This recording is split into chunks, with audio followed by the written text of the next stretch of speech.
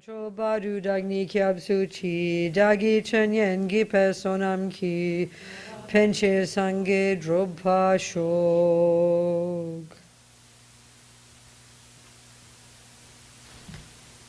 Okay. Okie doke. What we're going to do is, over the next few days, is talk about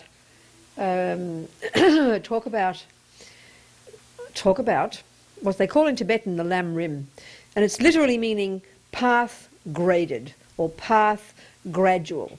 Well, it's a kind of quaint, old-fashioned way of saying course, because a course in cooking or a course in music or a course in carpentry is something that's been structured in a very practical way where you do the simple stuff in the beginning, and that's grade one, and then you keep getting better at it as you progress, isn't it, until eventually you graduate. It's gradual. So it's something we so totally understand. It's nothing special. But I think it is something special and surprising to us when we think about a spiritual path structured in that way. It seems a bit odd, you know, kind of, because we tend, I think as soon as we hear spiritual, we kind of lose our common sense and think it means something kind of beyond ordinary and beyond practical and a bit mystical and kind of up in the sky somewhere, you know. It's a commonest mistake we all have. And, but, you know, Buddha's extremely practical, extremely down-to-earth, extremely experiential. And the Tibetans in particular, you know, and this lam rim, this packaging, really, of Buddha's teachings is coming from this person, this Indian scholar and saint, you know, back in the 11th century, who was invited by the Tibetan king to come to Tibet to teach the Dharma, you know, to teach Buddhism. And when he got there, he could see they'd kind of lost the plot a bit, you know, that the Buddhism had been there for a couple of hundred years, but it was sort of a bit like, you know, someone throws you a whole pile of music, a bit of Mozart, a bit of trumpet music, a bit of piano, a bit of advanced, a bit of simple, and they say, go learn music. You'd be a little bit kind of confounded. And so how sensible that someone has very kindly come along and put it in a nice, graded, orderly way. Well, that, as I said, we understand that very comfortably. Well, that's what Atisha did. He wrote this simple little book, this little text called Lamp for the Path, you know, path. Again, even that sounds kind of quaint. When you're sort of studying your music, you don't say you're on a path to musichood. We sort of don't talk like that. But that's the meaning, isn't it? You know, it's a sweet way to say it, but that's the simple meaning. Well, here we're talking about this path to enlightenment, this path to perfection, this path which is an internal one. That's the interesting point. And so, well, actually, so is music, so is cooking. It's internal, isn't it? It's an internal path. It's not one you walk out there. You know, you walk your path. It's an internal thing. And that's all we're talking about here. And so Atisha wrote this little text, and then this has been used as the basis for this last 1,000 years, you could probably say, as this way of packaging the teachings and the practices in Tibet, you know. So it's extremely practical. It's extremely practical. And then you know, if you're learning music, any piece of music you hear, you'd hear it immediately, you'd know where it fits. Oh, that's a bit complicated. You know, if let's say you're grade 5, you'd know, oh, wow, that's too much for me, that's about grade 7. Oh, I can do that, that's grade 2. You know, as soon as you'd hear it, you've got a sense of place and time, haven't you? And that's extremely important too when it comes to a spiritual path. You can probably say mostly, but like I said, it's not what we think. It's sort of surprising to us. Because we make we're very dualistic, you know. Life is practical and down to earth and serious and step by step. But spiritual is kind of way over there, up there somewhere. And that's not the Buddha's approach at all. And certainly not the Tibetan approach. So we're going to be, you know, talking about the various teachings of the Buddha, the various things that Buddha says, Buddha's views basically. It's just a bunch of viewpoints, you know, about happiness, about suffering, about the causes of it, and about crucially about our potential, you know, and then how to achieve it. Practical, as I said. And so where this compassion Buddha bit fits in, you know, is really, it's coming from the most advanced part of the path. So if you think of the path, and certainly this lam rim, it's structured this way. They talk about the first part of the path, the first few grades, if you like, are kind of called the lowest scope of practice. And then there's the middle scope, and then there's the highest or the greatest scope of practice. Well, that really is junior school, high school, and university. Very simple. Simple way for our minds to hear it this way. Well, this compassion Buddha idea, these teachings, and you've got the book there, that's from postgraduate. That's called Tantra. That's the postgraduate level of practice. So, you know, you can have the teachings that are actually fitting into the most advanced level, but you can still approach it in a very simple way. You can have a teaching that belongs to junior school, let's say the teaching's about impermanence, but you can approach it in a very extensive, sophisticated way. So it's kind of both. So the teaching itself belongs here or here or here, but then your approach to it, can be more advanced or more simple. So we're going to be bringing that in gradually, and that'll be part of the morning meditation. And the point of all of this path, the point of all of Buddha's teachings, all of Buddha's practices, that the purpose is the same. So if you're studying music, whether you're at grade 1 or grade 15, the purpose is the same, isn't it? It's for you to find your music, to become your musician. The purpose, no matter how esoteric or how strange the method, the purpose is the same. It's all those techniques, all those methods are there to help you discover your musichood, to awaken your musichood. Very simple. Well, the same here. Grade 1 practices, the most advanced practices. The purpose the same. The methods can be very different. They certainly are, and we're going to be looking into this. But the purpose is the same. So what is this business? What does it mean, Buddhahood, What is this enlightenment? What is this potential that Buddha says we've all got? Well, there's another little packaging that fits into the other packaging, but it's a good little packaging itself. It's the one the Buddha used. The Buddha didn't talk about the lamb rim. That was this Atisha took Buddha's teachings and structured them in that way. It's very helpful. But the Buddha himself, one of his structures, one of his packagings, is the Four Noble Truths. And this is a way of one approach to what he says. And it's an extremely practical, as all of it is, approach, And so the third noble truth, the third thing the Buddha is saying is that we can be free of suffering. These Four Noble Truths, as he calls them, are all in the context of suffering. The context is suffering. Which is why when we hear it in the beginning, sometimes we kind of get a bit depressed. Buddha's always going on about suffering. These Buddhists are always so miserable, always going on about everything suffering, And we get kind of a bit, can we talk about the nice things, please, we say, But it's kind of interesting. The third noble truth is Buddha's saying, and this is the hopeful one. I think, frankly, I wonder often why Buddha didn't talk about the third one first. I always like to present the third one first, because it gives us some hope. He's saying, you know what, people? You can be free of suffering. You can quit suffering. You can quit it. You don't need to have it. Well, that's rather tasty. Thank you very much. Please, give me the methods, we're going to say, because that's one thing we can all say. However we define our suffering, we all know it's the name for the stuff we don't like. Absolutely definite, isn't it? Well, if you flip that over, it's quite affirmative. It says you can be full of happiness, full of joy, full of contentment, full of non-suffering. That's really tasty. I mean, we mightn't walk around life saying, oh, I want to be free of suffering. But we surely will say, oh, I really want to be happy. Means the same, doesn't it? So, and this is a really interesting approach. And the way to mainly, and where this Four Noble Truths fits in one way, is very much in the first, like junior school and high school part of the path, yeah. So this freedom from suffering, okay, a very loose, easy-going kind of way of talking about this is a way of describing what Buddha says our potential is.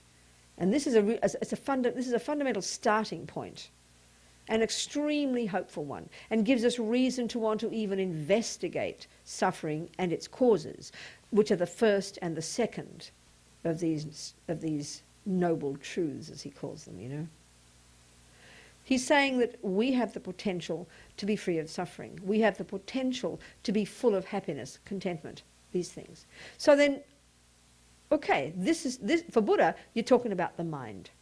And this is something absolutely central to understand about how Buddha talks. He talks about the mind. Buddha is a psychologist, basically. And I'm not kidding here, The term psychology clearly wasn't coined back then.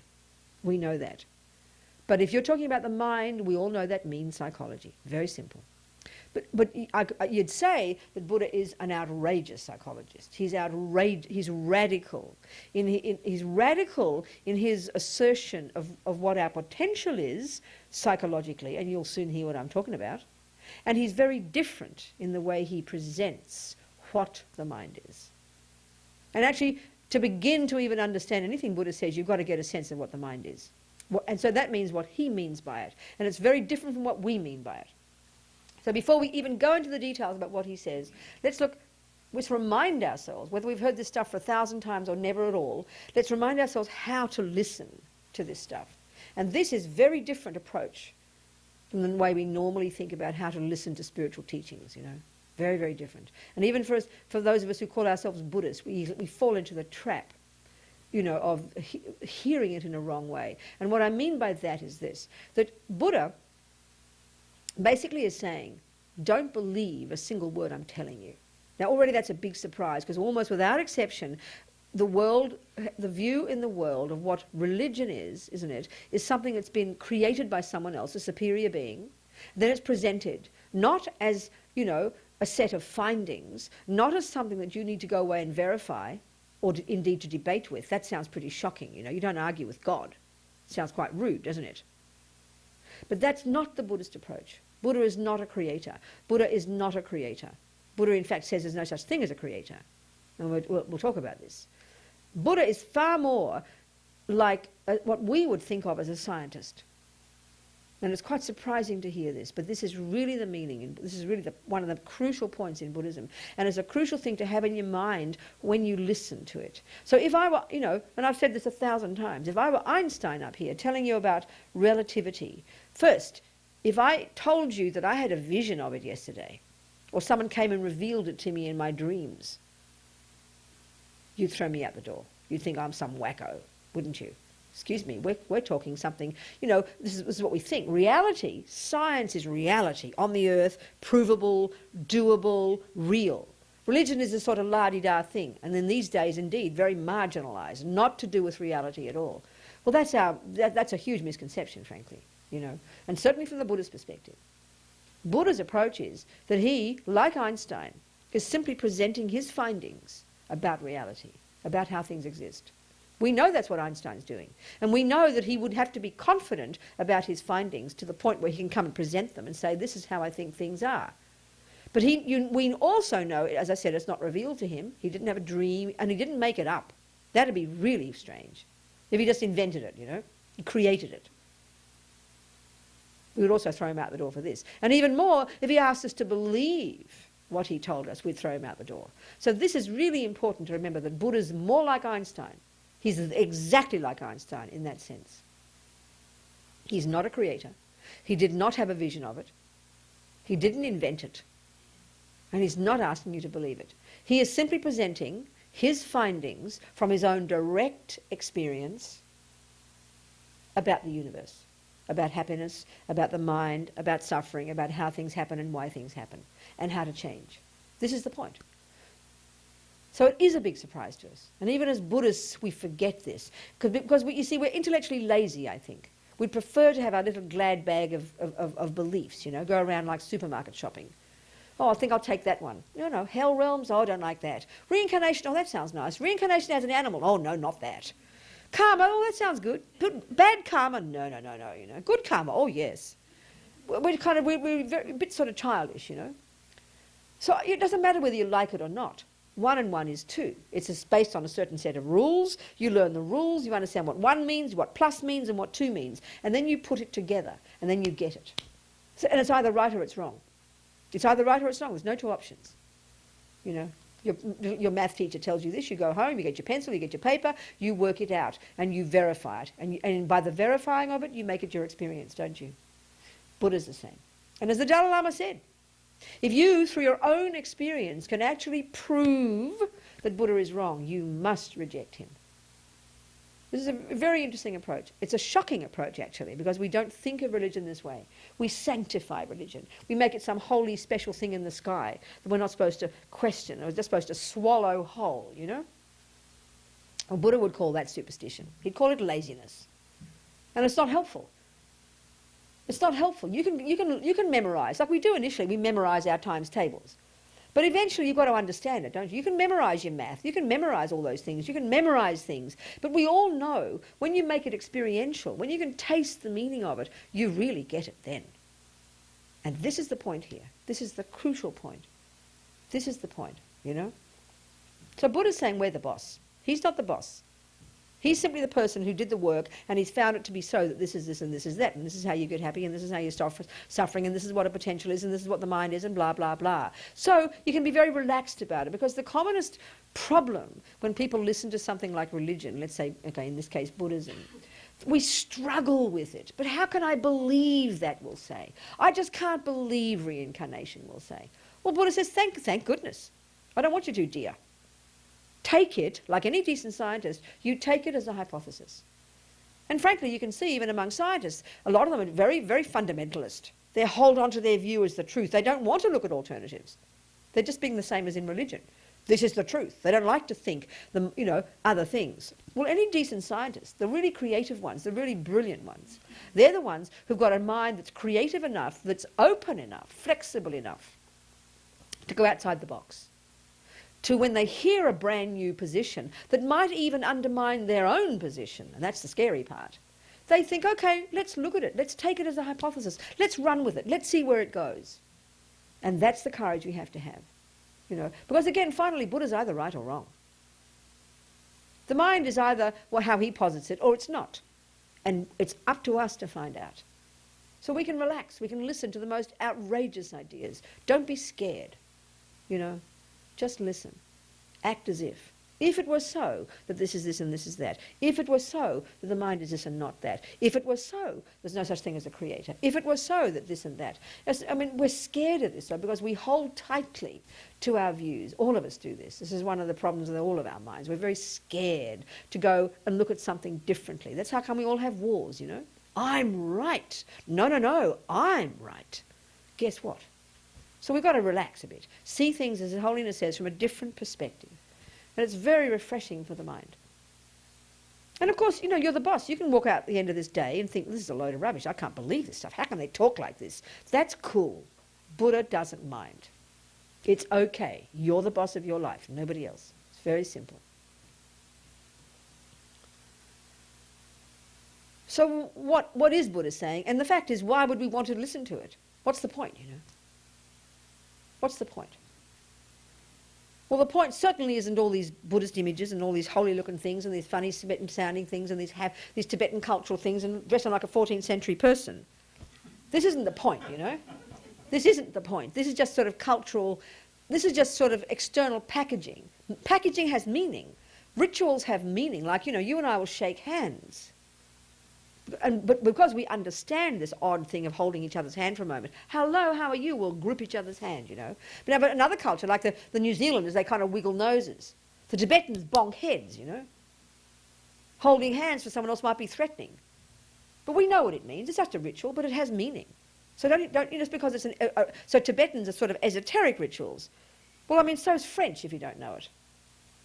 That's all. Esoteric is something you don't know. So, don't be scared. It's okay. And that's not the real meaning. So often that's what we do too in the West. I see it among us Tibetan Buddhists. You see it among Japanese Buddhists. We kind of ape Tibetan behaviour. And it's kind of embarrassing, really. Tibetans are sort of very humble in each other's presence. Like, especially if a person who's kind of like your grandmother or a person that have a very strong sense of hierarchy, like your teacher is present. They'll always bend over because it's really rude to be looking it down. Poor Petra, she'll be bent permanently. She's 6'4", right?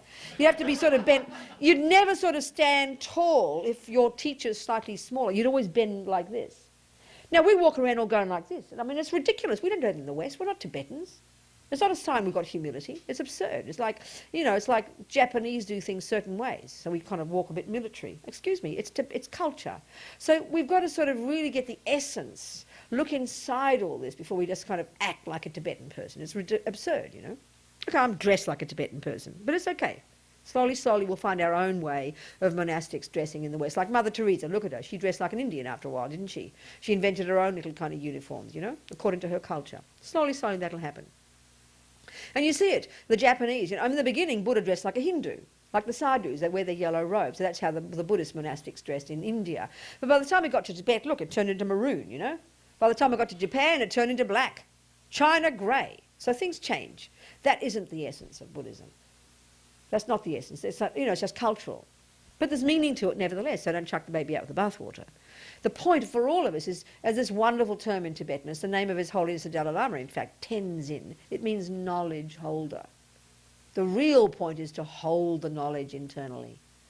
So we go slowly, slowly, take it at our own pace. You know, don't just do things because we think it ought to be done. Listen to it carefully. And that indeed also means, you know, deconstructing the language. Any of us who've heard teachings in a traditional way from Tibetan mouths, it really is medieval. The structuring, the language, the way of talking is medieval because that's their culture. It's not how we talk. So it's like having to translate it, to make it our own experience, you know. So it's really crucial to hear all of this stuff experientially. This is the point. Or to, even in the beginning, although it's all theoretical, everything's theoretical in the beginning. Music is theoretical, math is theoretical, it always looks confusing. Knowing how to drive is theoretical. I do this and I do that, you can't quite get it, you know. But slowly, slowly, you make it your own experience. And that's the point, not just to ape the behaviour, not to chuck the behaviour out necessarily, but to sort of go beyond it eventually, to make it something that's tasty for us. And then it becomes our own, you know.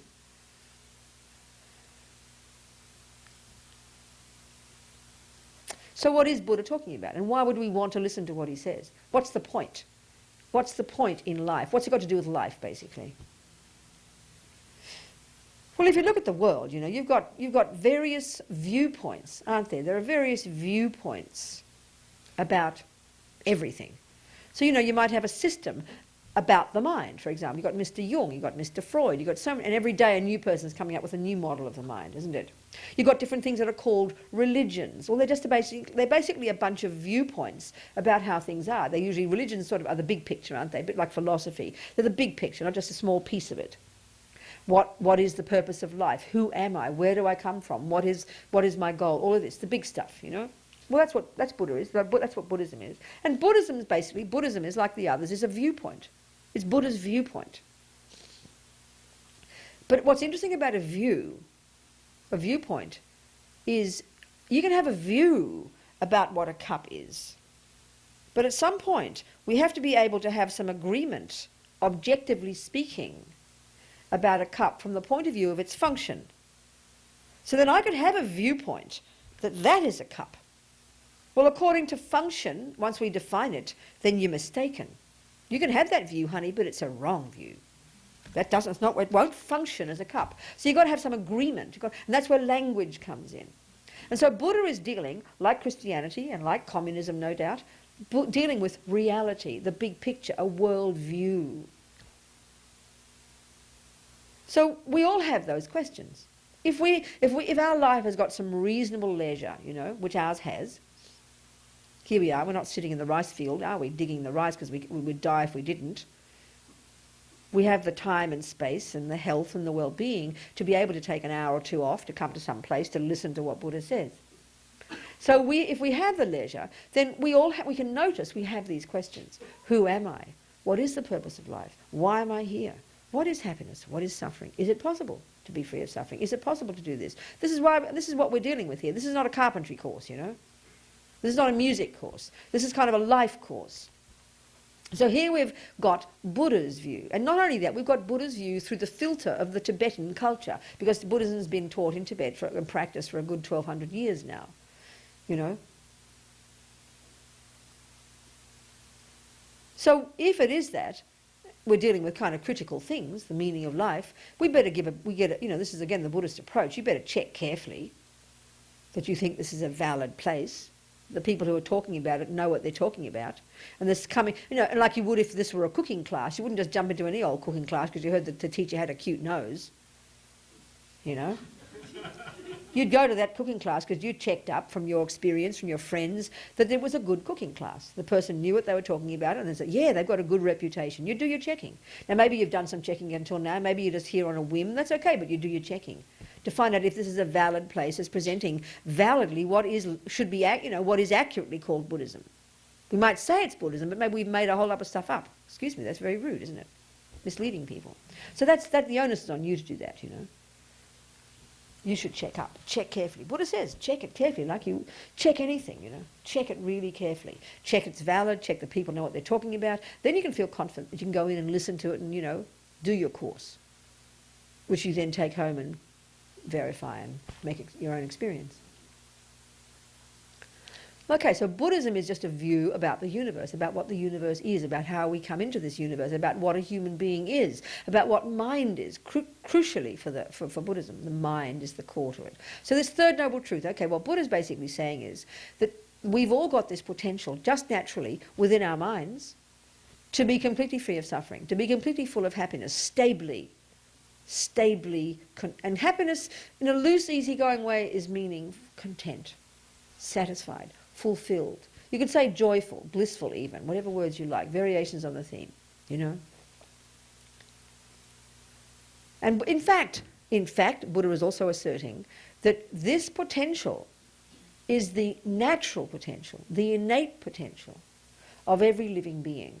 Not just humans, not just souls, as we would talk about humans in the West coming from the Christian teachings. You know, we talk about all these souls. Because soul, in Christian terms, is the defining characteristic, isn't it?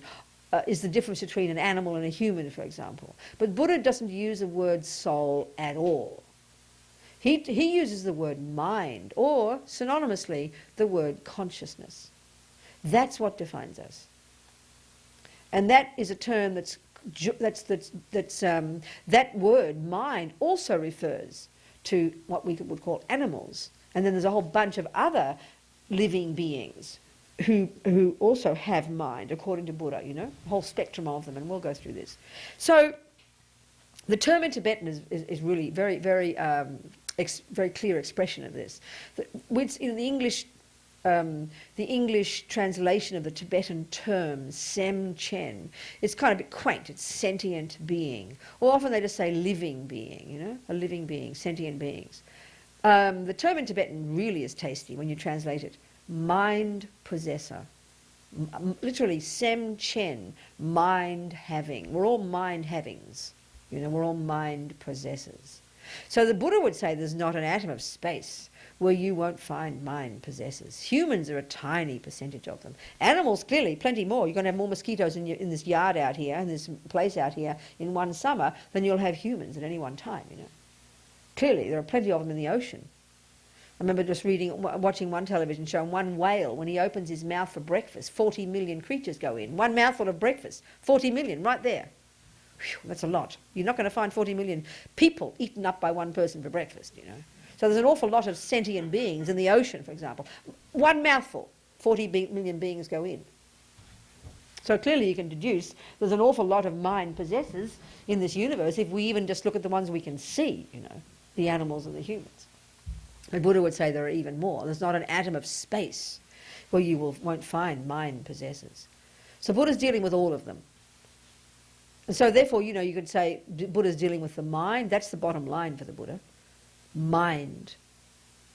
So Buddhist psychology, therefore, speaking simply, refers to all living beings, not just humans. And we're going to be going into this in great detail during the next few days, you know. And so Buddha's talking about the mind, and he's saying that potential exists in your mind. It doesn't exist in your eyelash, not in your toenail, not in your body, your mind. Because for Buddha, first point about the mind, crucial point. Again, take it as a hypothesis. Mind is not physical. Mind is not equivalent to the brain. Mind is not physical, Buddha says. So this is where you could say he agrees with the Christians and the Muslims and the other religions who assert a soul. The distinguishing characteristic, isn't it, between most religions and the materialist view is this asserting of a non-physical thing called a soul. Buddha would agree there's a non-physical part of us, but he doesn't call it the soul. He calls it the mind. So this word mind, as I said, is used synonymously with the word consciousness, which is a term that's used to refer to the entire spectrum of our inner experiences. You know, thoughts, concepts, feelings, emotions, unconscious, instinct, spirit, or whatever you want to call these words, okay? Buddhism doesn't use that term either, but what you even would mean by that, you know? All of this is your mind, Buddha says. Consciousness, mind. That's where this potential exists, according to Buddha. That's where your potential exists, in the mind. In fact, he would even say, mind, finally, is pure in its very nature.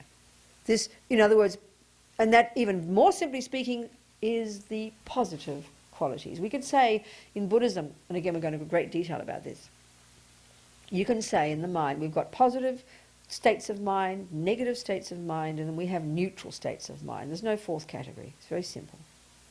Let's forget the neutral. Well, the positive ones. What Buddha's saying is, simply speaking, this potential for happiness is the potential for goodness. Same. The extent to which our minds are pervaded by goodness, by the positive qualities, is the extent to which we have happiness. There's this natural, organic relationship for the Buddha between the presence of happiness and goodness. It's not punishment, it's not like reward, which is how we think of it now. You're a good person because you just did a nice thing. Buddha would say it's something absolutely natural to the mind. This goodness. That, Buddha says, which has a natural relationship with happiness, that is at the core of our being. In fact, and this is a big surprise, this goodness, which has the characteristic of happiness, joy, non-suffering, is at the core of our being, is what defines us. It's the bottom line. This is interesting because our religions would say we're naturally sinners, and we intuitively in the West, psychologically speaking, think we're naturally bad. And we can be forgiven for thinking this. It's easy enough for us to be reasonably friendly in this room because no one's threatening us, But as soon as something even slightly irritating occurs, anger arises, irritation, annoyance, you'll argue with somebody, it seems easier to get angry and upset, doesn't it, than to be kind and patient. So we assume from this, and Buddha would say mistakenly, we need to look at this extremely carefully, don't just believe it, that that's therefore natural to us, more natural. Or even more interestingly, you think about it, in the West, we give equal status to the positive and the negative qualities within us. We assume, well, we're all born this way. I didn't ask to get born. This is just how we're all made, we'll say. And we take that as an absolute truth. We never question that. So it's very surprising to hear this view of Buddha's, that the negative states of mind are not natural to us at all. They don't belong. They're like additives. They're like pollution in water. They don't belong. Water is 2 bits of H and 1 bit of O, We all know that. We all know it can be polluted. But we know the pollution necessarily is not the water. It's not like H2O P27, is it?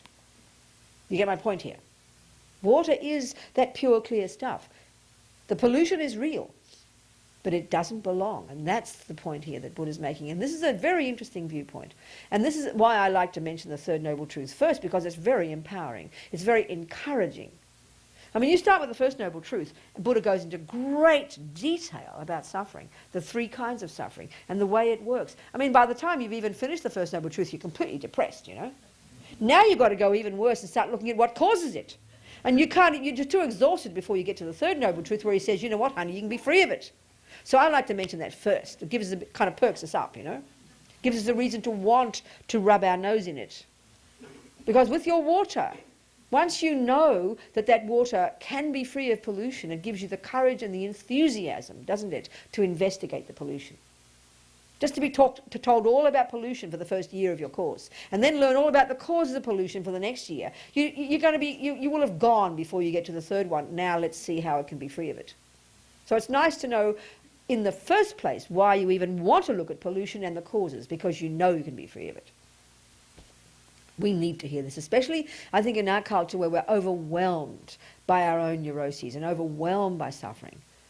We live in suffering, and we identify with it as being our true nature. So it's kind of encouraging to hear from day one this Buddha's view, this assertion of the Buddha that, you know what, honey, it is not innate to you. You can go beyond it.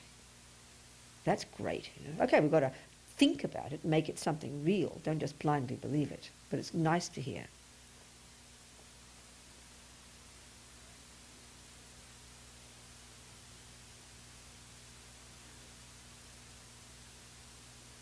So the other crucial point about the mind, where Buddha really shows his radical difference, psychologically speaking,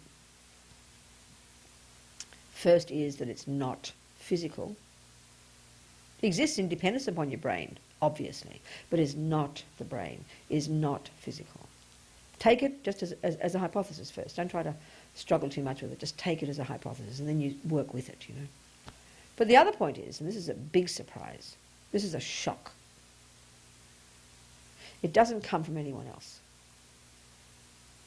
I mean, you can see the major thing that all the religions and all the materialist view share is the view that someone else created you. It's kind of interesting. If you're religious, a superior being created you. If you're a materialist, your mummy and daddy created you. Well, they both agree. Well, Buddha thinks this is a nutty idea, you know. Just not on. And the more one listens to Buddha's teachings about what the mind is and how it functions, the more this becomes a more easy thing to digest. Initially, it's a very odd concept, because this is absolutely, as far as we're all concerned, an unquestioned belief. Now, we think it's scientifically proved. Well, the more you start looking at it, the more you see there are more contradictions than answers, actually. But all we say, the way we answer that in the West is, oh, well, we haven't discovered the answer yet, we say. Meaning we clever Westerners, you know. We haven't discovered the answer yet. So Buddha says, your consciousness is yours. It's a kind of interesting concept. And what does that mean? What does this word mind refer to? Like I said, thoughts, feelings, emotions, the whole deal, whatever's inside you. So, you know, so your emotions, your anger. Well, honey, that's yours. It didn't come from anybody else. It's a completely crazy idea. Your kindness, your love, your generosity, your intelligence, your strong will, your laziness, whatever it is you label as your personality, very simply speaking, your personality, your characteristics, your tendencies, your mind, in other words. These are yours, Buddha says. They're not physical. They exist indeed in dependence upon your brain and everything else, but they're not physical. They're your tendencies, and they're uniquely yours. They don't come from anyone else. Our body, no problem. This is obvious. Your egg and your sperm come together in your mummy and daddy's body, you know. They come out of there.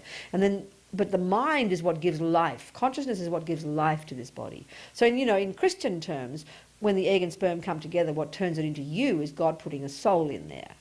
In Western terms, materialist terms, what causes you to become real is when the egg and sperm simply join together.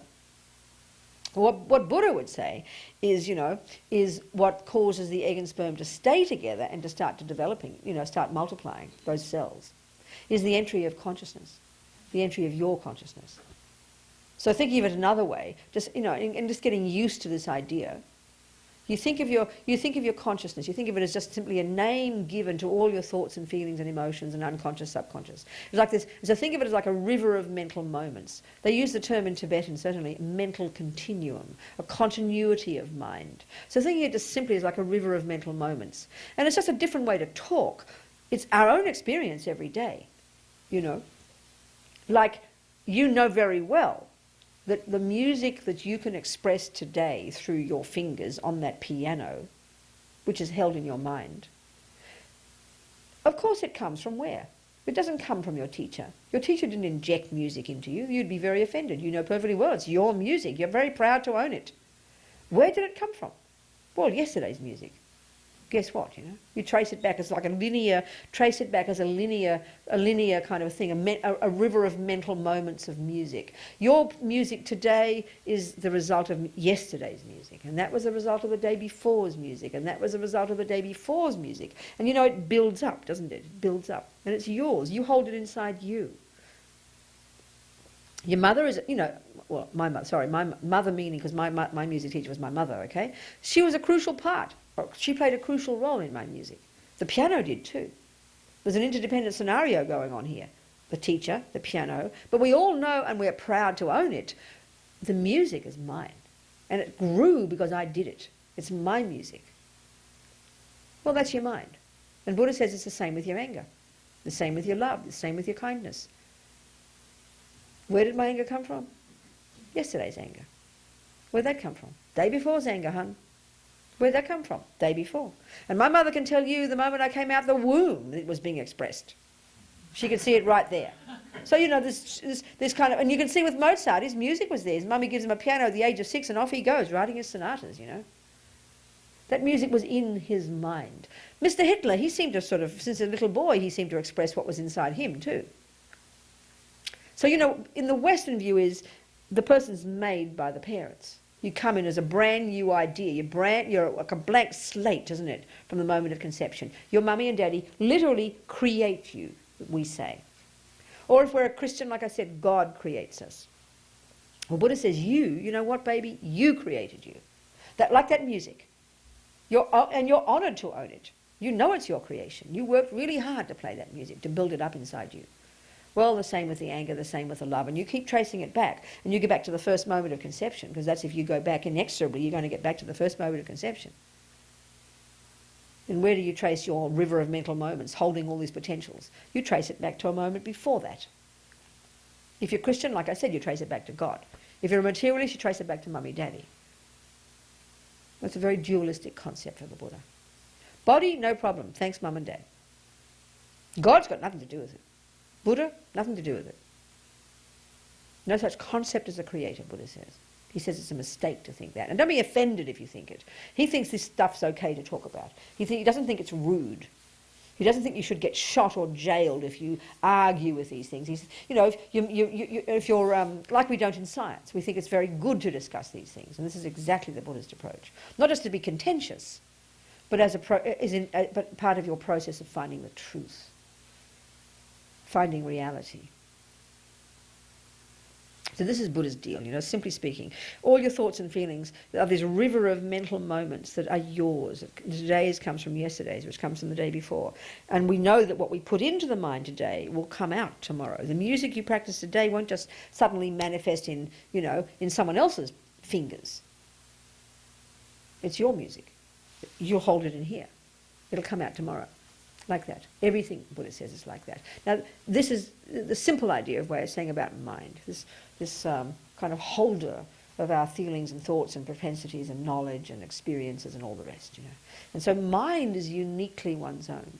So Buddha is asserting that there is no such concept, no such thing as a creator out there, and there's no such thing as parents giving you a personality.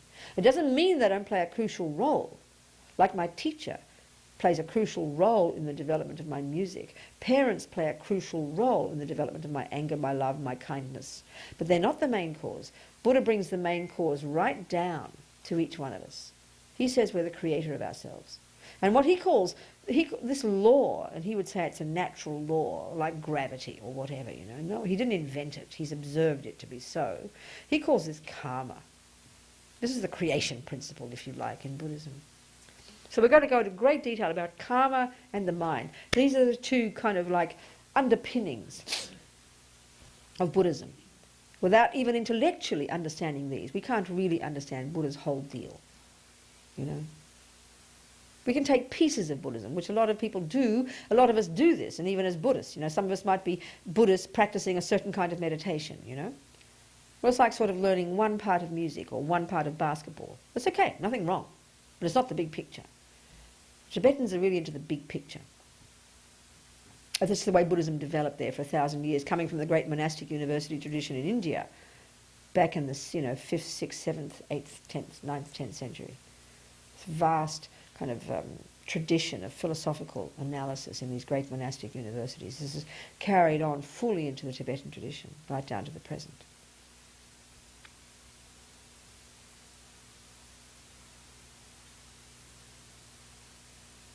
So what has learning about what seems to be just simply a philosophical view of the mind and who I am and where I come from got to do with life? Well, it's kind of interesting. What Buddha's saying is everything comes down to view. He says if the view and about anything, and it doesn't need Buddha to tell us this, it's common sense. The view we have of something is in sync with how the something exists. The cup, for example. Then that's wisdom. That's reality. Simple. Then you're in touch with reality, and then your mind's comfortable. You're relaxed. Everything's cool. Everything, for the Buddha, everything comes down to view. So what he's simply saying is this. He says, our minds right now are full of misconceptions, full of wrong views. Not moralistically speaking, just practically speaking. Views about me, about happiness, about suffering, about where I came from, that he simply says aren't accurate. And it's okay that he can assert this. It's not fundamentalist to say you're right about something. What's fundamentalist is you say, I'm right and you better believe me, otherwise I'll shoot you. That's fundamentalism. In fact, if Einstein came up and presented his findings on relativity and then said, well, oh, it's all the same as everything else, it's all really the same, and oh, I can't say I'm right and you're wrong, you'd call him completely pathetic and wishy-washy. You've got to be confident about your findings so that you can present them and say, of course, this is my finding. This is what I think the truth is. But you don't have to be fundamentalist about it. You have to force people to believe it. That's childish. So Buddha, of course he's saying he's right. He shouldn't be presenting it if he doesn't think he's right. He's not ready yet. So of course Buddha's saying this is how reality is. We shouldn't be offended by that, because he's not asking you to believe it, he's asking you to verify it. This is a very interesting point. Once this kind of triggers in our mind, we'll be comfortable, you know.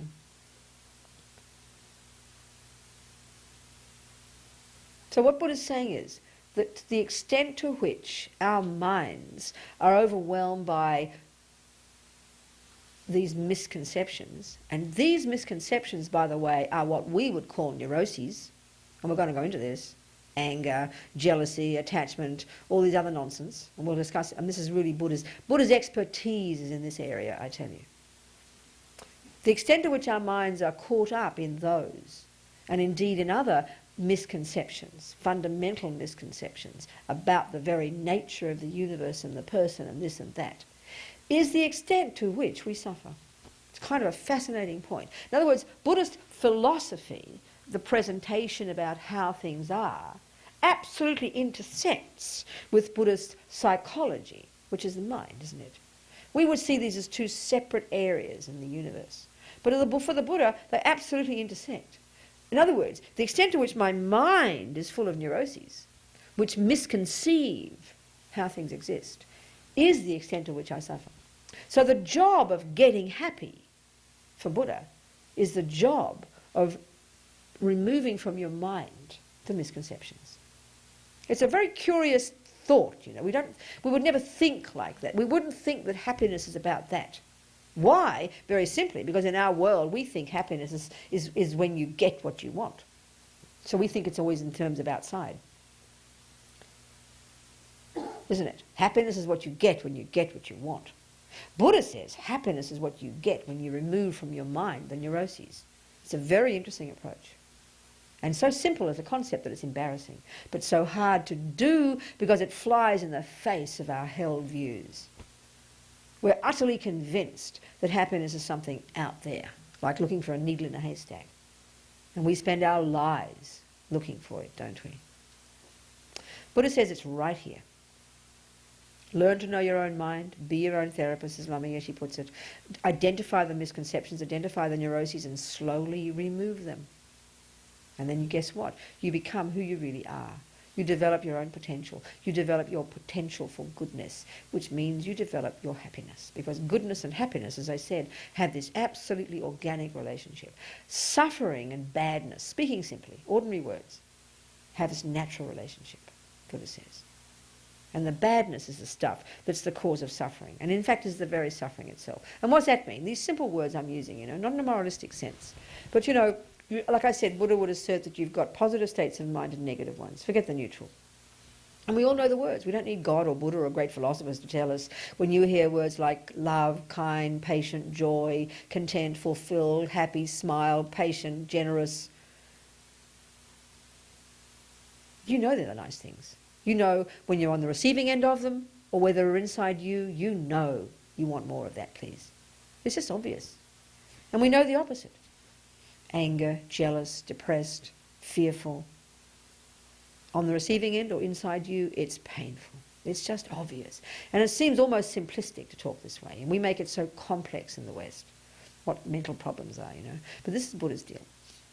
He says all the negative stuff, which we all think, like I said, we all give equal status to. We think it's what we're all born with, it's just natural, and therefore we would never think you should go beyond it. That seems a very odd idea. In fact, we defend our right mightily to be angry and jealous, although we know it's painful. So it's a bit of a contradiction, isn't it? But the Buddha's saying, you know what, honey, that's the stuff that's making you crazy. That's the stuff that is causing you suffering. Not only does it cause you the pain of the suffering, but it actually is also has an aspect of being a misconception that causes you to be out of touch with reality, which continues to cause you more suffering. So the heart job of being a Buddhist is knowing your mind. Not joking. And I mean to a degree that is really sophisticated and precise and refined. If we compare with the fairly gross way we talk about knowing the mind in the West, you know. This is Buddha's expertise. The human mind is his expertise. That's his area. That's what he's good at. And that's what his path's all about.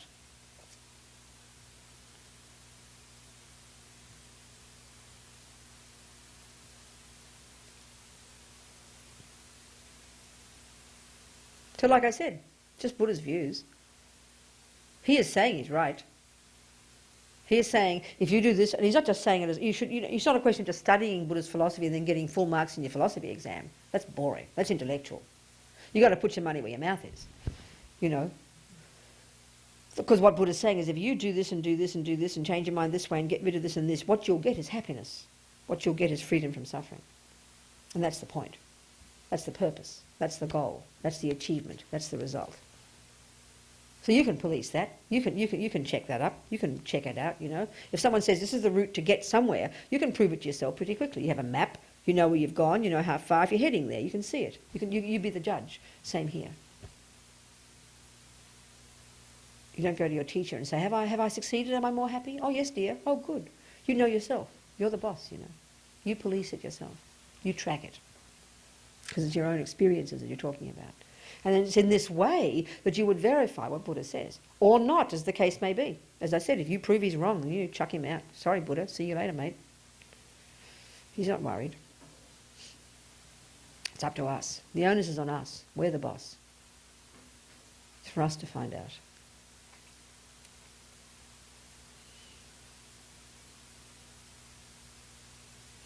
So that's a little overview.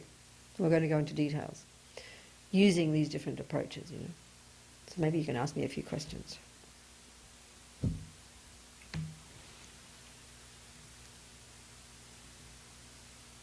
Any old question about any old thing? If you like, I can keep chatting if you prefer. I'm happy to do that. Where are you? What? I said please keep chatting. Oh, I see.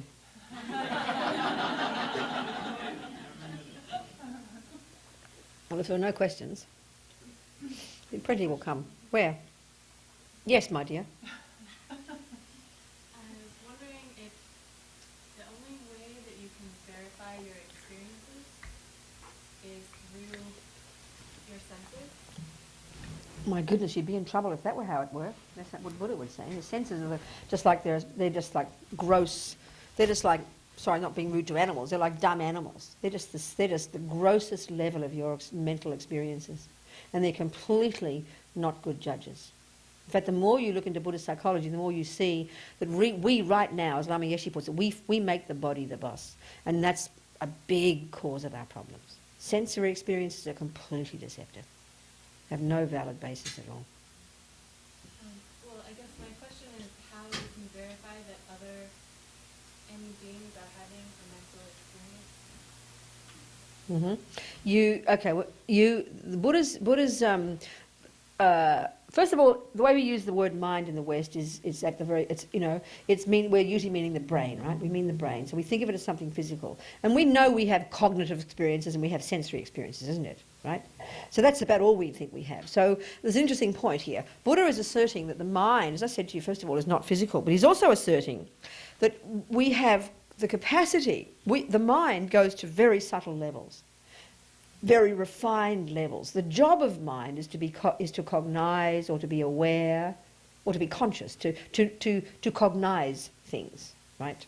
So, right now in the West, we'd say, given that we think it's the mind, the brain, then we have, in Buddhist terms, a very gross level of capacity for cognition, which is through the medium of concepts. And those concepts mostly are misconceptions. They fool us. They lie to us. And then we have the sensory, which is even more lying. This is what he's asserting, okay? And he would say we need to go to a very subtle level of our mind. Now, we don't even assert a subtle level of mind. It's just a bit of an odd idea as far as, you know, the Buddha's concerned. So this is really pointed out in one of these conferences the Dalai Lama's been participating in for the last 20 years or so, called Mind and Life, Their website talks about mindandlife.org, I think, and there's this series of conferences around the world where he's been talking with the best brains of the West, you know, all the neuros and the bios and all this and that, dealing with reality, dealing with all the stuff that all the Western scientists are looking into. And many of them have been published, and they're amazing, right? So one of the ones, the topic in the one in 2003, it was in Massachusetts somewhere, was the capacity of the human mind to concentrate, okay? So the scientists came up with their findings, based, of course, upon the view that mind is the brain, and that means it's just the conceptual capacity, right? Then they came up with their findings, very reasonable, that perhaps it's 6 seconds and no more, okay, the human capacity. Now there's the Dalai Lama and his mob. They came up with their findings over 2,500 years of experience, that the human mind, the human being has the potential to concentrate for months or years on end. Now, clearly that's quite different, isn't it? So if you're both agreeing the mind is the brain, then you'd have a really good discussion. But for them to, you know, they know he's not some kind of wacko, so they know they said they'd look into it, right? Because they know he's a serious person. But it means you've got to open your mind enough to this hypothesis, which absolutely argues with the Western views, and it will be very scary for Westerners, because if they start assuming that maybe mind isn't the brain, it completely knocks all their findings down the toilet. So you've got to be very brave to do that. So in order to even understand what Buddha's saying, you've got to really freshly interpret this view mind. You get my point here? So what Buddha's saying is, by using certain types of very sophisticated psychological techniques, and that's the word they use in Buddhism is called meditation, okay? But there's psychological techniques. And this one, particularly the one called single-pointed concentration, is taken from the Hindus. He didn't even invent it, you know. They're happy to share it, it's okay, right? The Buddha used this and has run with this one, and the Buddhists have really developed amazing expertise in this particular technique that enables you to go beyond the conceptual and the sensory completely, to really get to a very subtle level. It's like to access the microscope of your mind, that in Buddha's terms is absolutely valid, and one can easily prove it by doing these meditations. And you can't see it, because remember, mind is not physical. Okay? And so that level of mind, which does not depend upon this body for its existence, right, has the capacity to cognize at a very powerful level. And that means to cognize phenomena that are not physical, which includes other people's minds. It means cognizing past experiences. It means cognizing future experiences. These, you see, Buddha says certain things exist. Now we know that, you know yourself when you were 5, you did a certain action. You remember that, right? Now I don't know because I don't know you, but if I've got clairvoyance, which I haven't, but if I did have, which is all what you access when you access this level of mind, you develop that capacity, I will see that action when you were 5. I'll be able to know that you did it. And that's no big deal. We think it's a really big deal in the West. It is a big deal. But everybody can achieve this by accessing these more refined levels of mind. So once you can do this, then honey, then you verify. Very simple. You verify past, you verify future, you verify other people's experiences. These are all phenomena that exist, and Buddha would say, finally, that mind has the capacity to cognize that which exists. And that which exists is necessarily that which is cognized by a valid state of mind. And these are axiomatic. This is how the Buddha talks. So it's quite different, isn't it? So you've got to go there to hear this. And then Buddha would say, of course you can verify. If you can't verify something, it doesn't exist. Finally. It doesn't exist. Not just for you, it doesn't exist, period. Does that make sense? As a concept? Food for thought, okay? All right. Someone else? Okay, so before that, though, you have to be able to get it together conceptually, don't you? You've got to have a sort of a coherent presentation conceptually. Like you can hear all about E equals MC squared, and you can learn it all and say all the words, but it'll take you a while to experience it directly, won't it? You get my point here? But you've got to be able to have a coherent presentation of it and to see even intellectually if it all fits. Well, the same with all this stuff. So there's you've got to have kind of what they say is inferential knowledge, and that'll give you great confidence in something. You've got to work it out conceptually first and see if it's a coherent package. Then you follow it, and then you prove it to be true, or not, as the case may be. That's the Buddhist approach. So it takes a lot of intelligence and a lot of intellectual rigour and a lot of discipline and a lot of effort. And like I said, we're intellectually lazy, and especially when it comes to religion, we're dead lazy. We just like to believe something pretty, you know. And I'm a nice person, have a good feeling. You get my point? Okay. Someone else? Anybody? Any points at all? Yep. This notion of experiential, if I want to test the hypothesis of karma and reincarnation, Yeah. I don't really get to make a repeatable experiment there. You don't do what? I can't repeat the experiment because I'm going to expire and I don't, right? So No, no, like I said here, you don't need to expire before you see it. You develop a subtler level of your mind which can then see past and future. That's when you actually make it your own experience. But like I said, you can even work it out cognitively. You can work it out conceptually first and get at least a coherent conceptual presentation that if it's coherent is already quite encouraging. Then you can act as if. You always act as if. You take it as a hypothesis. You take it as a hypothesis until you prove it wrong or right. That's what any scientist will do. And it might take you years to prove it, but you have to act as if. You have to say, if it were so that mind is beginningless, if it were so that karma is the law of cause and effect, if it were so that this and that, you must do that, because you can't just prove it overnight. The same with E equals MC squared. You've got to be prepared to do that. Do you see what I'm saying? Well, that's fine. We just have to have an open mind to do that, you know. Does that make sense? But the point here to remember again and again and again is that it's not just a conceptual thing that we're talking here. The point that Buddha's making is that this has this, and this is the point I mentioned before but went off a bit, that view about how things are isn't just a bunch of philosophical ideas that then you go pass your exam, you know. It has massive experiential implications. So you could even argue, this is the Buddha's point, it takes time to look at this, that if you think you began in your mother's womb, which is what we all believe is the truth, Buddha will point out unbelievable, unbelievable implications of this that are the cause of much of our suffering. So let's look at it. You know, the thing we all do in the world is we blame our parents. Well, it's very correct to blame them if they did make you. If your mother, put it this way, I think if your mother did actually create you, which is what the Western view would say, actually it's true, let's say she's true and Buddha's wrong, say the Western view is right and Buddha's wrong, then I think you are correct to blame your mother. In fact, the more I think of it, it is the most outrageous thing to do that my mother, who is an ordinary human being with a lot of delusions and neuroses, you know, how dare she do this fascist thing of literally creating me, giving me anger, giving me jealousy, giving me a lousy father, giving me a lousy life, chucking me onto these Catholic nuns. I mean, just talking here, okay? I love my Catholic nuns. But how dare, to me, we so take it for granted as the truth, but the more you follow this through with a Buddhist perspective, it is an outrageous, immoral, shocking thing to do, and you should sue her to the hilt. Because she is the blame. But you know, even this, it sounds sort of comical.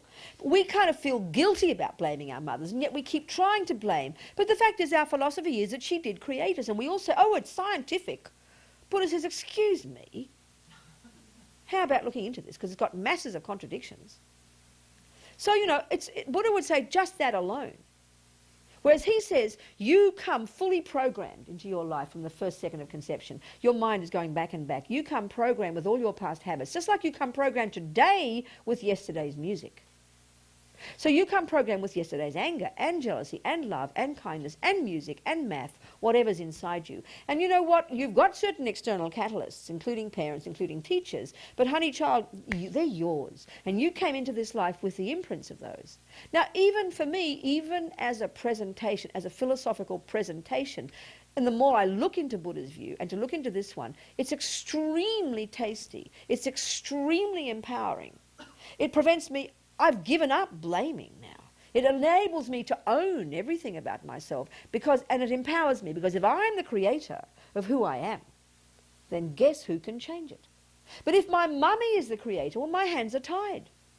And you look at our philosophy on this earth, we always believe somebody out there is the creator of ourself. God made me, mummy made me, you know, you make my happiness by smiling at me, she makes my suffering by being mean to me, or we've got this dualistic blame mode. And Buddha says that alone is the source of so much pain. And it's coming from a fundamentally wrong philosophy, he says. Not moralistically wrong, practically wrong. Now, I can tell you, I'm not clairvoyant, but I can say to you from my own particular mind, working with the view of continuity of consciousness and karma, acting as if, it's been the most powerful tool for me to learn to grow up a little bit, you know. Be less angry, less neurotic, less blaming, less miserable, less garbage, less fearful, more courageous and able to change myself. Thanks a lot. Good enough. So the proof of even, and that's even just having I'm working with it, I'm running with it, I'm seeing where it takes me. And so far I can say so good. That's just my personal experience. Good enough, I'm happy with that. And if I do finally come to an experience where I can prove Buddha's wrong, well, I had a good time with him. Thanks a lot, Buddha, I'm leaving now, but thanks a lot, I learned quite a bit.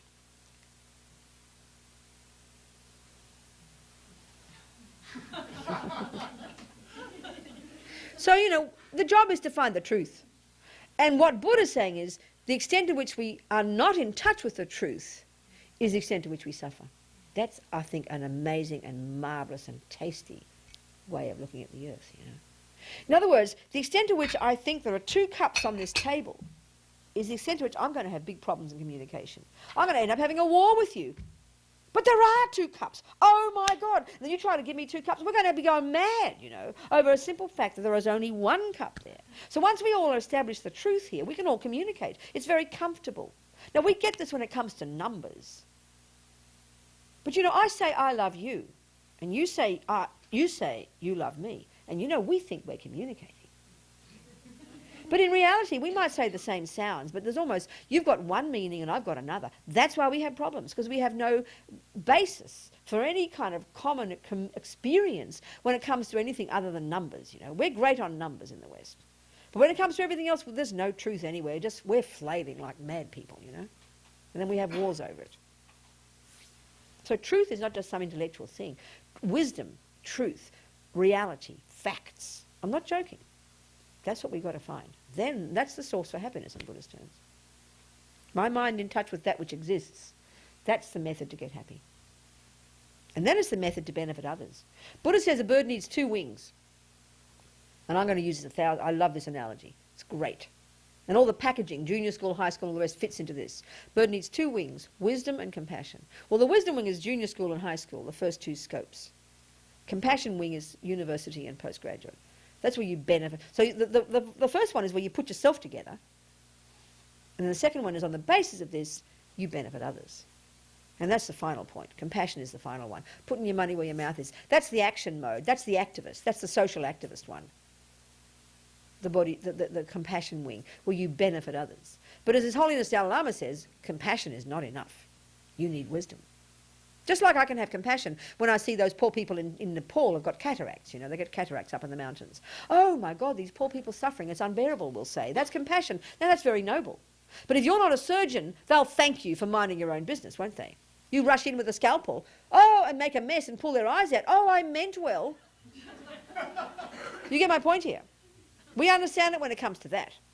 And we will step back and not interfere. But, we rush in like fools trying to help each other emotionally, and we are a mess ourselves. I meant well, we'll say. Well, as Lama Zopa puts it, meaning well is not enough. You need wisdom. Certainly when it comes to taking out people's cataracts, or when it comes to helping human beings at an emotional level, we need wisdom. And how do you get that? By putting yourself together. You can't you can't teach one person one note of music if you can't play music yourself. How can you help people if you can't help yourself? If you're a mess. And this is Buddha's deal, Put yourself together. That's the wisdom wing.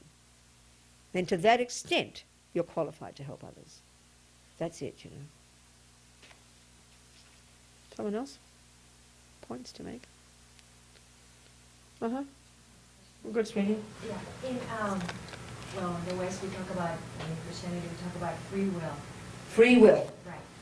And Okay. then thinking about the mind, the continuum of the mind, and the law of karma. Yes. So the ability that we have to be here today and listen to the teachings and maybe having some insights, that requires some previous positive inference. Okay. Is that right? But then where does the free will come into? Well, first of all, you have to analyse what free will means, because from what I remember, that's a Christian teaching, which comes from a very particular philosophy, which is not the same as Buddha's. So already got a very special meaning, hasn't it? That's something that God gave you. Well, then you better tell me what you think you mean by free will, because you can't just pluck it out of another philosophy and plonk it into this one. It's like trying to talk about homeopathy using, you know, that one, you know, Ayurvedic. What's the term? Allopathic. Thank you. That method. You've got two different systems, okay? So what do you mean by free will, dear? Okay, so I can be here in the retreat.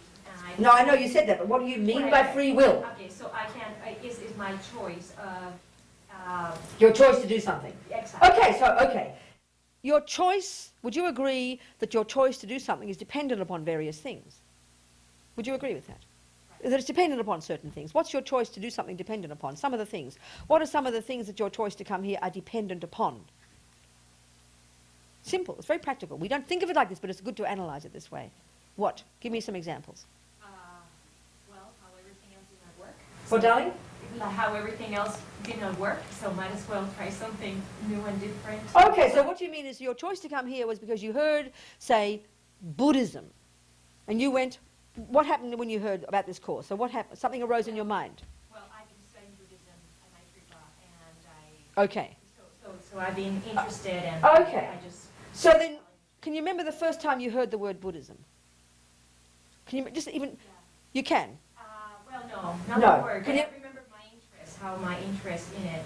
No, but you've had to have heard the word Buddhism for the first time somewhere. You couldn't have just suddenly had the word Buddha pop out of your mind. No, yeah, probably. So maybe you heard it somewhere. Now let's say your friend next to you heard it as well. But let's say she's a communist. This is the point here. So she would have said probably what? Oh, come on, Buddhism is a load of rubbish, you know. So she would have walked the other direction, right? Okay? So then your capacity to choose to eventually come, let's say, to come to this course, is because something was in your mind that when you heard the word Buddhism, it triggered that thing in your mind. And that thing in your mind, it was an appealing idea, and so you walked towards it. Now that's a very crucial factor, isn't it? Now what was that dependent upon? Where'd that come from, do you think? Something else in your mind, wasn't it? Well, guess what, honey? Everything's dependent arising. You can't point to anything, which is the implication of this thing called free will. You can't point to anything that isn't dependent upon something else, including your choice to do something. But because, you see, our question, oh, well, you know, if I'm choosing to come to this place is dependent upon past karma, then I don't have any free will. There's an assumption there that there is something that you can do that doesn't depend upon anything else. And all Buddha's saying is, honey, there's no such thing that exists. But there's an assumption in our mind that because we assume we just got made and there are no causes and that it's all just I decide and it's like it's an independent thing. Buddha says there's no such thing can exist. Everything is interdependent. Everything that exists is depending upon something else. You can't find something that isn't dependent upon something else, including a choice. It's a very simple point, really. But we think it contradicts choice to say that. But that's because we've got the wrong view deep in the bones of our being. Right, because some people may argue that it's kind of predeterministic. Like, it's just saying... Absolutely, it is predeterministic. So let me give you an example, my dear. Do you have a choice to pick a rose in your garden? What's your choice dependent upon? Right, my dear. And where does the rose come from? From the bush. A seed. Yes. And you probably planted it. Right? So your choice to pick a rose is dependent upon your having put the seed there. Guess what? That's predeterministic. Oh, how depressing. It's all predetermined. Oh, God. Well, but at the same time, you have to have the right conditions around it, because if you That's have the right part of the soil point and of interdependence, water, my dear. That's exactly the right. There had to be in the right soil in your mind that when you heard the word Buddha, it fell on that soil and it grew. That's all dependent arising. In other words, there's nothing that isn't like that. But we think, oh, because we assume things come out. You see, we assume now, and our question comes out of that things happen for no cause. The Buddha says that's a nutty idea. So as soon as we hear there is a cause, we think it paralyzes us, so we've got no choice now. You can leave the rose seed there anytime you like. You don't have to pick it. And you don't have to plant another one. It's up to you. So everything is dependent upon something else. You can't find something that isn't. That's the real teaching. That's all about emptiness. That's Buddha's fundamental, that's the philosophy underlying Buddha's entire universal view. So the question is a wrong question. That's okay, we have to ask it to find that out. It comes from a misconception. Because, you know, also we think something always, we say, but where did my mind begin? Oh, but there must be a beginning, we'll say. It's a dumb idea, Buddha says. How can you have something that comes from nothing? How can you have something that comes from nothing? Which is another view of saying your hands are tied if it did, you see. And we need to think about this and meditate on it. It's the meaning of all Buddhist stuff. It's sort of, this view is implicit in everything Buddha says. So one needs to think a lot about it, to meditate on it, to taste it, to make it your truth, you know. The reality is, karma and dependent arising is what gives you, actually what gives you choice. The other one prevents you from making choices. The other one's the victim mode, actually. It's very interesting. Yeah. So are karma and dependent arising the same thing? Sweetie, karma is an example of dependent arising. But effectively for our lives, you could say karma is dependent arising. Yep. There are other examples of dependent arising. But effectively, karma is the real tasty one for our lives. Yes, absolutely. Yep. Is that satisfying? That answer satisfying? I mean, what I mean by that is that, you know, you can say that cup arises in dependence upon various factors, okay? And generally speaking, everything does. One example would be that cup arises in dependence upon its parts. The cup is nothing other than the parts. The first one, and this is where when it comes to us, the term for it is karma, is that cup arises in dependence upon causes and conditions. That you can't find cup among any one of those causes and conditions. The person who made it, the clay, the architect, I mean the designer, the factory, they're all causes and conditions without which you wouldn't have a cup, right, aren't they? That's, when it comes to you, karma's the name given to that law. That you are nothing other than a bunch of causes and conditions. That your experiences of happiness are bunches of causes and conditions that came together. You put this and this and this, and you did that and that and this, and then that happened, just like a flower. The other one, a subtle level, is that cup is nothing other than its parts. So that's also an example of dependent arising. It's got a very specific kind of purpose, and we'll talk about that. But for life, yes, karma is dependent arising, definitely. And that's the best way to understand emptiness, which is the point finally, which we'll get to. 5 to 9. It's time to go home, no? Is it? I don't know. What's the schedule? Home time? Any more questions before tomorrow? Maybe that's enough then. So those of you who are going to be here for the retreat, the night time for me, once you leave this room, this is retreat mode, okay? And that makes it a really tasty retreat. That the evening, and then the last 2 days will be totally silent, last 2.5 days. But it'd be really good for you if you'd like, it's up to you, I recommend it, that if you're here especially, you know, if you're going to come every day from outside, try your best to do it too. But if you're here, you go into retreat mode the second this is over, which means, the retreat mode means you act like you're here on your own. You mind your own business. It's the ultimate meaning of the wisdom wing, where what's arising in your mind is your business. Nobody else is your business. And because we're social creatures, it's very hard for us to do this. We're kind of compelled to talk and share all day, you know. And especially if you're sharing a room with somebody, maybe. You're just compelled to talk blah, blah the whole time. It makes us nervous not to. But act like you're here on your own. It really makes the night energy the night time worthwhile. You process what you've just heard. You go into yourself. You can write your journal. You can look at the sky. You can go for a walk. You can meditate. You can read, whatever you like. Meditate, doesn't matter. But you don't talk. That's the ideal scenario, if you can. And if other people do talk, let them talk. It's their business. You just go into your own thing. And that's the retreat mode, you know, internal. When you do retreat, they even say, I remember one woman who did 12 years retreat. Normally speaking, you say not to have contact with other people, you know, because you want to really go inside very deeply and do this inner work. And one woman, she said, her teacher told her to act like a thief. Not only not have others, not see others, but not even have others see you. And in fact, I remember Geshe Lama Kontrog, we're doing his biography, right? And this amazing yogi that we know all about, he's meditated for like 30 years in the mountains. And when he was off doing his first, he was an outrageous meditator. We'll talk about him. But he was up there in the mountains, not eating and not sleeping, and he's living naked in the snow, 6 foot of snow. He's really very powerful, highly realized being. And there's this long, wonderful story about how the first person who ever saw him, after about 5 years of being in his retreat with no clothes virtually, sitting there. And I mean, this person came every day knocking on his door, knocking on his roof, begging, sitting in front of him, him, and he was in samadhi the whole time, and eventually he opens his eyes out about the 7th day, and he goes, "Go away."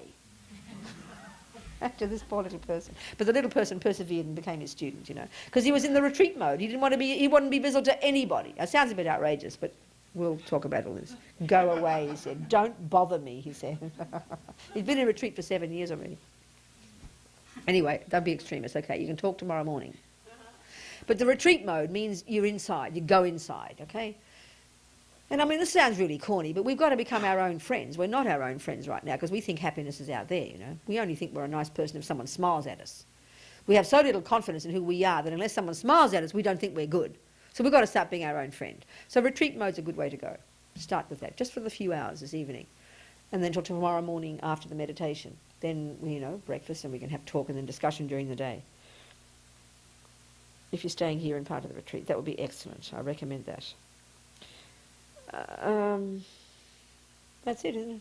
We meet at meditation. My dearest friend here will lead the meditation for us at 7 o'clock. And then we'll have your schedule. Well, I came along and busybodied on the schedule. I think it's changed now. We agreed it's changed, did we? We agreed the schedule was changed? Were you informed of? Okay. I think, what time? 8 o'clock, I think. No, 9 o'clock we said, didn't we? Yeah, 9 o'clock a session in here. 9 till 12 with a half-hour break. I think that was the idea, wasn't it? Or 9:30, what was it? 9:30. Okay, very good. Okay, so that's it. So food for thought, okay? If you go home, you can talk about it and think about it and analyse it, and you want to come back again, we can add more to it, and keep adding more pieces to it. And just to think about it. You're the boss, remember? Think about it. Mull it over. Taste it. Chew it. Digest it. Look at it. Or, if you don't like it, put it on the back burner. That's cool. Don't worry. Time will come, you know. You can be a 1% Buddhist. You can relax. It's really okay. Okay? So we finish with a little dedication, and we'll talk about the meaning of this. And we started in the beginning, the little prayer, one of the prayers we said, that first prayer, the second prayer we said. And prayers are just thoughts, by the way, okay? They're just thoughts. And Buddha puts big stock on thoughts. He says every thought's like a seed you plant in your mind. And this is really karma. We'll talk about that. But the first little one was really just saying, we're going to listen to these teachings. So why? So why? So that we can develop our marvellous potential, so we can be of benefit to others. So we put a very nice altruistic reason in the beginning for why we're doing this action. So we kind of seal it with this little ending. I just think of it as 2 bookends, you know. This end little prayer we'll sing. And just thinking, okay, here we've been, a couple of hours, hour and a half, whatever. And as many moments as there have been, is as many seeds you have planted in your mind. Well, how marvellous. Don't think you're the same old person plodding out the door again, which is the way we grasp at ourselves as this self-existent big me, you know. You're a very different person. You've done an hour and a half of gardening. You should be delighted. A whole pile of seeds that weren't there an hour and a half ago are now there. So maybe nourish these seeds, we think, with our virtue from now on, with our goodness, with our efforts, so we can develop this marvellous potential of ours. So we can keep walking this path of ours and become this marvellous person we have the potential to become, so we can be a benefit to others. How fantastic, thinking like this. So we can just say those few thoughts in Tibetan. Page 91, halfway down the page.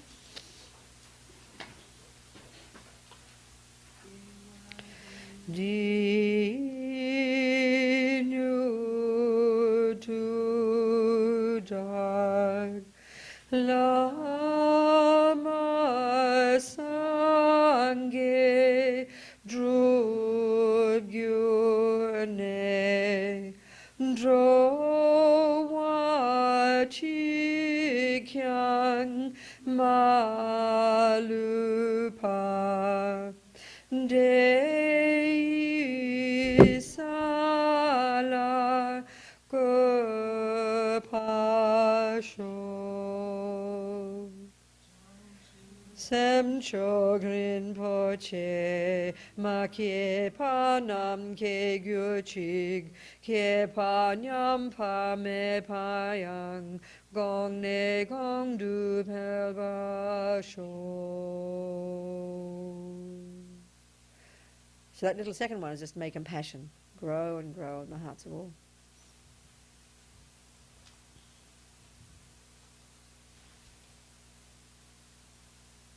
Okie doke.